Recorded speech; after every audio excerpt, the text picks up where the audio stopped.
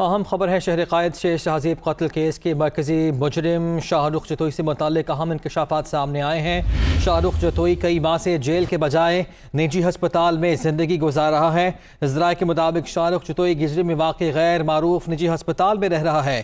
شاہ رخ جتوئی نے شہزیب کو دسمبر 2012 میں فائرنگ کر کے قتل کر دیا تھا۔ ذرائع کے مطابق شاہ رخ جتوئی قمر الاسلام ہسپتال کی بالائی منزل پر شاہانہ زندگی گزار رہا ہے، کیونکہ قمر الاسلام ہسپتال شاہ رخ جتوئی کے خاندان نے کرائے پر حاصل کر رکھا ہے۔ اسی حوالے سے تفصیلات جانیں گے شعیب بخاری سے۔ شعیب کہیے گا، ایک تو جرم کیا گیا، اوپر سے شاہانہ لائف گزاری جا رہی ہے؟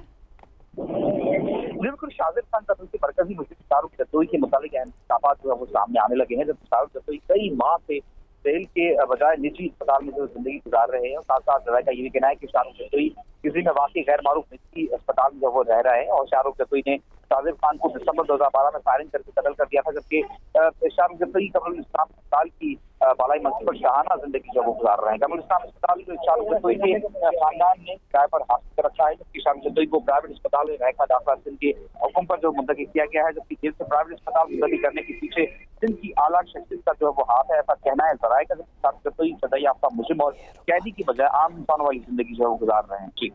جی بہت شکریہ شعیب، آپ ہمیں اپڈیٹ کر رہے تھے۔